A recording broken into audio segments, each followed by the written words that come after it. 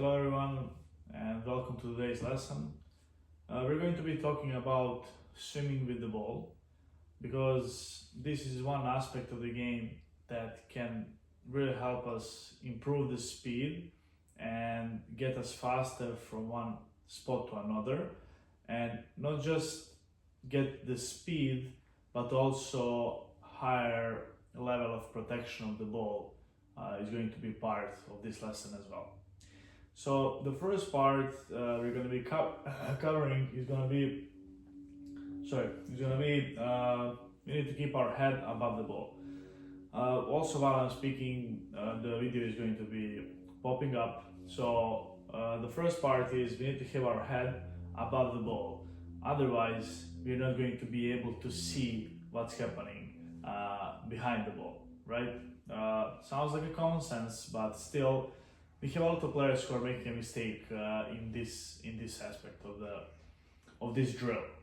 And what is going to help us to have head above the ball is going to be second and third part. So let's start with the second part, which is elbows should be above the headline.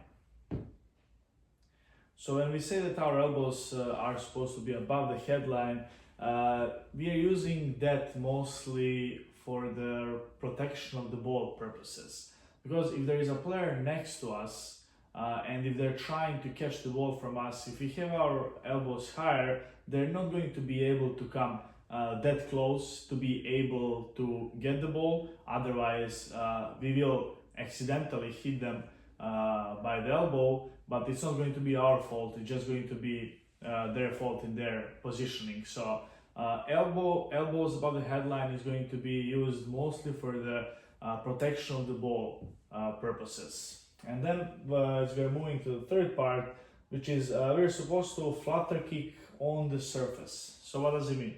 While we're flutter kicking, we should have the white water splashing behind us because that means we're flutter kicking on the surface. If we are not doing it and we are doing it just through the water, under the water, in that case, that's going to have an effect that we are just dragging our legs behind us and we are putting too much power and energy into our arms, and we're going to be more tired and less slow for no reason.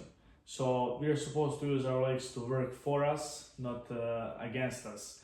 Another thing is, if we have the flutter kick on the surface, that forces us to have this position of the body, which is automatically putting our head above the ball, and we are using the full speed that we are able to achieve in the swimming with the ball.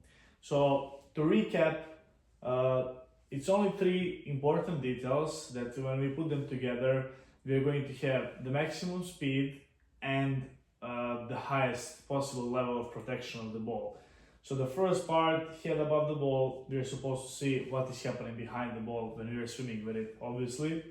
Second part, elbows should be above the headline, which is mainly for the protection of the ball purposes.